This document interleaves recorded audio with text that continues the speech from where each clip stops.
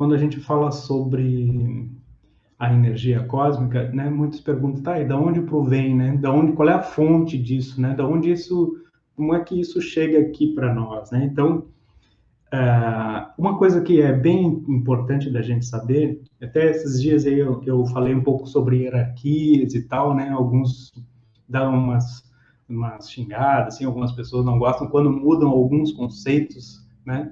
E a gente precisa, na verdade, expor algumas possibilidades, a gente precisa, sim, entender que existem muitos grupos e alguns diferem em pontos de vista, né? Existiu, como eu disse, essa grande mudança a partir de determinada da época, né? Especialmente a partir do ano 2000, muito, muito, muito mudou no plano espiritual, né? Coisas que já vinham acontecendo em décadas passadas começaram a realmente fazer toda uma mudança muito grande no aspecto da energia interna, né? Não só do planeta, como no acesso a isso para todos nós. Então, eu quero falar um pouquinho disso aqui, né, sobre essas possibilidades, né, e de onde vem isso, né, de onde vem, né?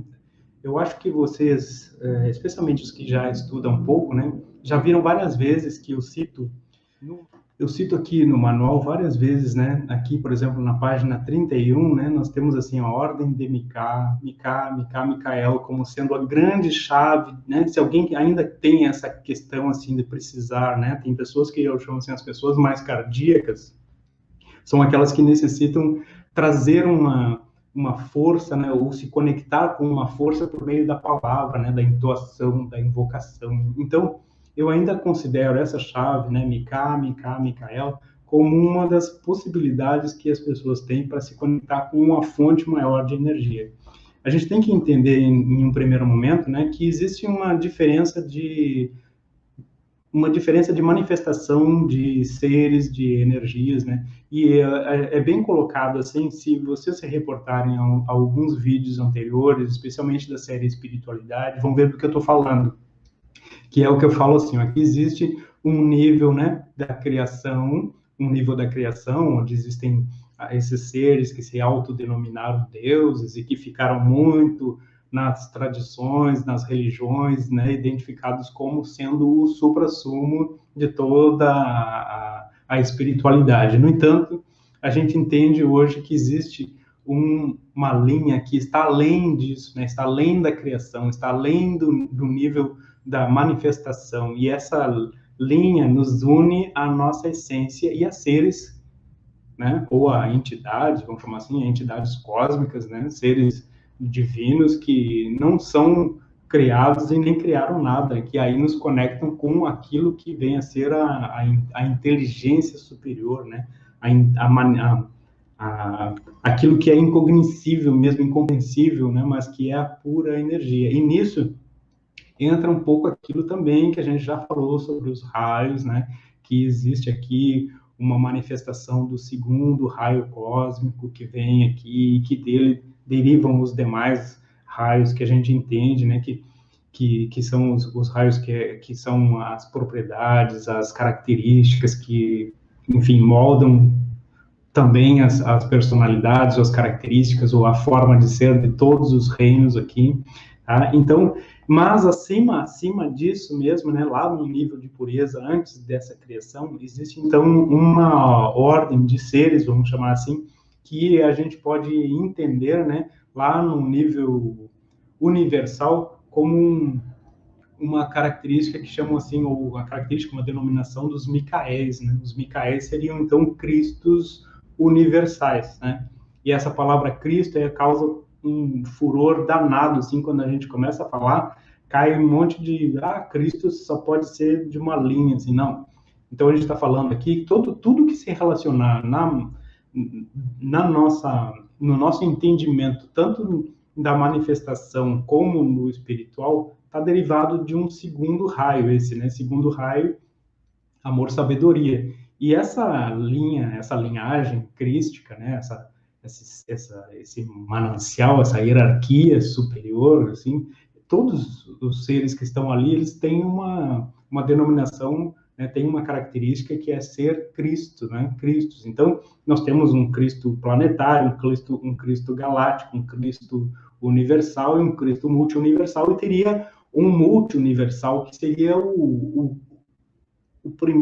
a primeira emanação, né, mais, nem dá para dizer denso, porque não seria isso, mas seria uma primeira emanação de uma consciência que nós podemos entender aqui, enquanto seres ainda encarnados e tudo mais. E esse ser viria a ser esse Mika, né, que é até aqui a ordem de Mika. Por que a ordem de Mika? Porque, de alguma maneira, essa ordem de Mika é o que vai nos trazer a grande transformação que a gente vai sentir, inclusive hoje, né? Porque dentro dessa grande hierarquia vem toda uma possibilidade da gente entender o que está de fato acontecendo até aqui no nosso planeta, na hierarquia planetária, nas hierarquias, né? Porque isso também não é só aqui no sentido planetário, né? Mas isso é multidimensional, é muito mais do que a questão de planeta. Inclusive, quando a gente fala galáctico, né? Fala galáctico,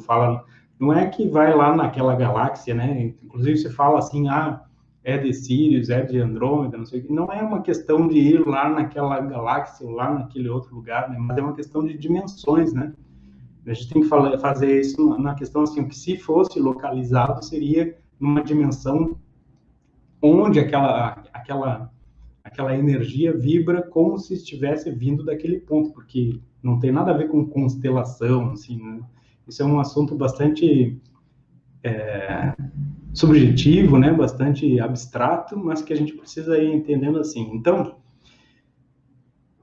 esses Micaéis, né, são, digamos assim, até uma literatura chama eles filhos criadores, né? Mas quando a gente fala filhos criadores, a gente já está indo contra também um princípio de que a criação não é feita por seres dessa origem superior e divina, tá? A criação é feita por seres que, sim, têm uma característica supra-humana, né, mas entram numa dominação, né, fazem um aspecto de dominação, que a gente fala assim, né, um aspecto de que até corrompem a divindade que habita no nosso ser, né? Mas então vamos falar assim aqui, esses Micaéis, né, são responsáveis por universos, e esse Mika no qual a gente cita seria, então, um Cristo multi-universal, tá? Então esse é um ponto que a gente precisa entender bem, tá? E talvez isso seja uma coisa assim que eu quero falar, porque às vezes a pessoa diminui um pouco a qualidade da energia que estão recebendo e aonde a gente está se conectando de fato, tá? E isso eu vou mostrar aqui agora, porque não são só palavras, né? São sentimentos, são expressões que a gente precisa guardar dentro de nós mesmos para entendermos a força que a gente tem de fato. E é isso muito que eu quero trazer aqui, tá? Então, assim, quando a gente fala fonte pura da energia, a gente está se referindo a esse ser, né? A gente tem essa mania de dizer ser, mas não dá para dizer que é ser, entendeu? Fica uma dualidade aqui no discurso, mas seria essa força, né? Essa emanação. Então, quando lá dentro do plano interno até a gente entende quem é essa entidade, vou chamar assim, né? Entidade cósmica, não entidade no sentido de um ser desencarnado também. A gente precisa tirar essas ideias também assim, tá? Um desencarnado é um desencarnado, não quer dizer que ascendeu, que está espiritualizado, não. Isso aí a gente até leva para outro dia, a gente fala sobre esse ponto aí. Tá? Mas o que a gente precisa entender, sim, a fonte disso. E o que eu quero mais que vocês entendam, assim, né, que a gente precisa entender, por que eu faço questão de voltar nesse ponto, é que, assim, quando a gente reconhece a nossa essência, né, a gente reconhece a nossa essência e a gente sabe que essa essência provém lá dessa fonte. Então, aí que eu digo assim, a força que a gente tem é inimaginável. A gente também tem uma emanação lá de um ser, voltei ao ser, né? De uma emanação tão pura, tão divina, tão absurda, né? Tão infinita, e tá tudo guardado dentro da gente, né? Então, é nesse sentido, assim, que eu digo assim, por que algumas pessoas ainda acham que alguém pode tirar sua força, né? Ou que o uso da energia pode ser prejudicial, né? Não. Quando a gente está nesse fluxo, qual é o caminho? O caminho é uma troca, um equilíbrio, e cada vez uma limpeza maior, e cada vez uma irradiação maior, cada vez essa abertura maior para essa energia toda, né? Amor, sabedoria, aí todo mundo fala tanto em amor, mas não sabem que o amor, na verdade, é uma entrega ao fluxo da vida e ao fluxo até, especialmente, né? Ao fluxo do desconhecido, né? Se vocês lembrarem lá do livro verde, né? Tem lá uma parte sobre a definição de amor, de magia, né? O que é magia, né? A magia é reter algo com algum propósito, né? Então, por exemplo, quando a gente quer algo que não está entendendo, não está seguindo um fluxo, mas está puxando por uma vontade que a gente desconhece, né? Seria uma forma de magia. E pode ser branca, preta, cinza, né? Não importa o nome.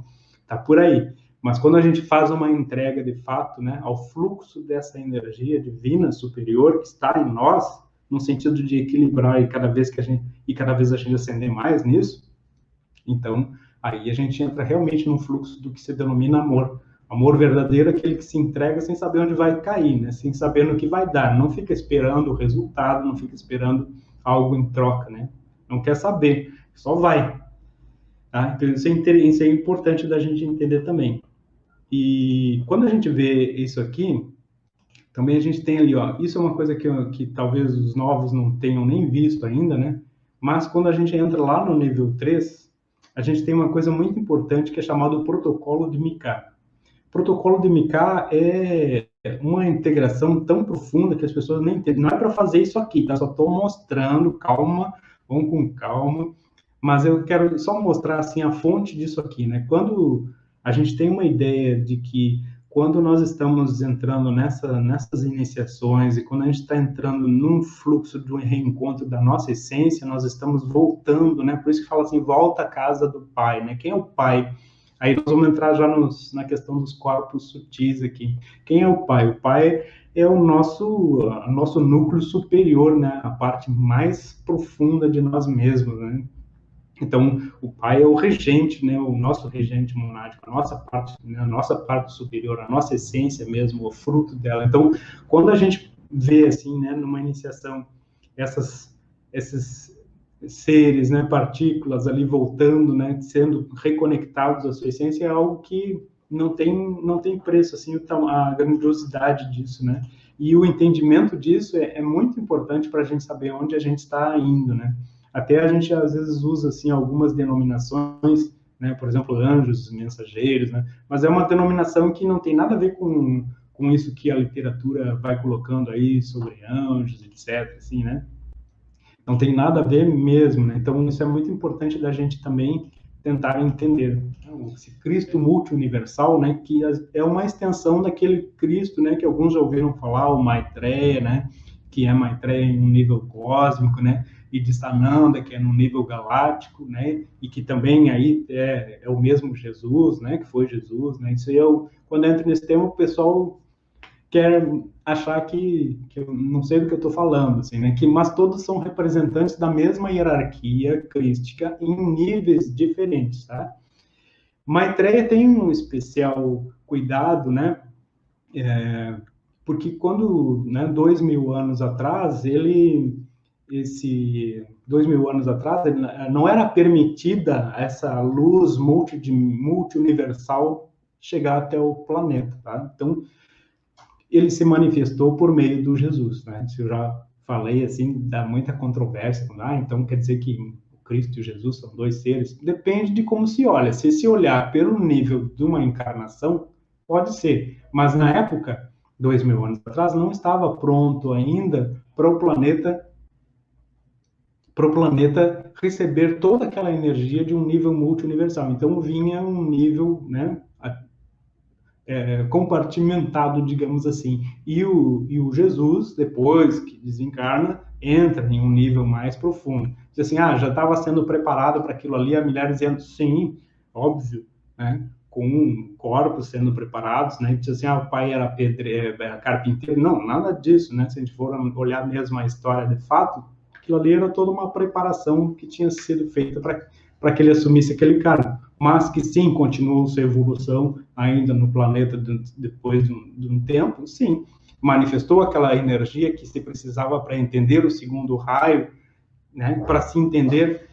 O mais importante que é preciso entender, e que talvez as pessoas também não tenham entendido, mesmo esses que falam muito sobre isso, né? É que se a gente analisar só esse aspecto assim, né, que primeiro tinha lá aquele Velho Testamento, né, falava daquele Deus, né, aquele Deus bravo lá, falava daquelas guerras, falava de toda aquela dominação, e depois vem um outro, né, lá no Novo Testamento traz Jesus, traz um outro Deus completamente diferente, né?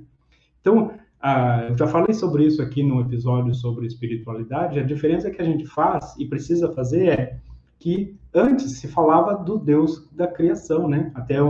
Lá, se a gente analisar a filosofia antiga, chama o demiurgo, né? O Deus da criação. E depois vem falar sobre isso, né? Sobre uma hierarquia maior, um ser infinito, né? Um Deus do infinito. Né? Então eu coloquei lá o nome, né? O Deus da criação e o Deus do infinito, né? Analisem lá o vídeo para vocês verem. Então, depois, né, quando a humanidade atingiu um nível crístico, isso é muito importante da gente entender, a humanidade atingiu um nível crístico. Isso, agora, desde algumas décadas para cá, a gente diz que a humanidade atingiu um nível crístico. O que é isso? Pelo despertar daquilo que se chama chama crística, né, chama trina, né, ou outra denominação aí que a gente tem, né? Mas existe sim essa questão assim, onde que a humanidade como um todo precisou despertar em si esse segundo raio, esse amor, né, o amor sabedoria, para que pudesse também ela ser parte de uma mudança no nível interno, né? Essa mudança no nível interno não tem muito a ver com as hierarquias mais, né, que estão por aí desde sempre, né? Mas tem a ver sim, com o trabalho de uma hierarquia que estava sendo preparada para assumir, digamos assim, a evolução dos seres que despertam, né? Então, nesse nível também, muita coisa, as leis que regiam a ascensão, né, ou seja, a evolução humana mudam, né? Entre elas, a lei do karma, né? As maneiras como se acessa as outras dimensões e como se dá essa ascensão muda muito. Em princípio, até, né, como o trabalho do Moentian surgiu a partir do ano 2000, justamente como parte de um trabalho para trazer informações sobre o que estava acontecendo de fato, né?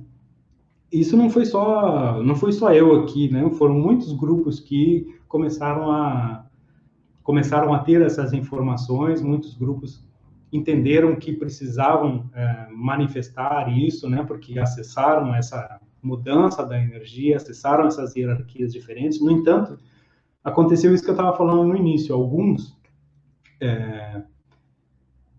Alguns perderam assim a força, né? Alguns perderam a força, outros perderam a motivação porque viram que é um trabalho difícil, né? Eu mesmo por várias vezes eu já tive vontade de me fechar, de me encerrar, porque cada vez que a gente fala sobre essas mudanças aí, né, a gente vê que as pessoas elas têm uma resistência muito grande. Tudo bem também, cada um no seu tempo, cada um da sua maneira, né? Cada um tem o seu jeito de ver, de ter uma perspectiva sobre a espiritualidade. Porém, é preciso ainda assim ter essa força, né, para a gente poder mostrar o que é possível, e especialmente com práticas, com técnicas que diferem muito das práticas antigas, né? Porque o especial é a gente dizer assim, que houve uma desvitalização das técnicas antigas e que as pessoas, enquanto fazem as técnicas antigas, elas continuam se podando mesmo, né? Podando no sentido de não conseguirem atingirem o seu potencial maior. Então, isso é muito importante também da gente ver. E outros viram que as suas mensagens não atingiam de fato a mente, o coração, né? E se fecharam, né? Muitos se fecharam. E outros, por conta de que o número de pessoas que vinham atender ao chamado do novo era muito pequeno, né? O que fazem? Começaram a misturar o antigo com o novo, né? E aí as coisas ficam mais ou menos do mesmo jeito que eram antes, né? No entanto, cá estou e continuo na minha linha, né? Assim como eu sei que tem muitos outros grupos por aí que seguem uma linha bem pura. A única diferença que tem, como eu estava dizendo antes, é que alguns não têm técnicas, né, não têm a prática, né, e outros que deviam ter, né, que tinham grupos assim com muita gente, né, até alguns que eu sigo assim algumas terminologias, né, seguiram com práticas que deveriam ter sido totalmente abolidas, né? Então esse foi um grande equívoco assim que eu vi e pelo qual eu não tenho, né, Moentian não está associado a nenhum grupo, a nenhuma entidade, a nenhuma instituição, a nenhum autor, né? Eu até sigo alguma denominação, assim como vocês já viram, né, na literatura ali, né? Aquilo que eu chamo a literatura de base e uma literatura até que inicialmente tinha muita força, porém continuou, né, trazendo coisas lá que reorientaram para o antigo, né, para coisas até de mais de 2.000 anos, né, com ritos e costumes mais ligados à religiosidade que qualquer outra coisa. Mas tudo bem também, né, isso aí é algo que acontece e a gente vai seguindo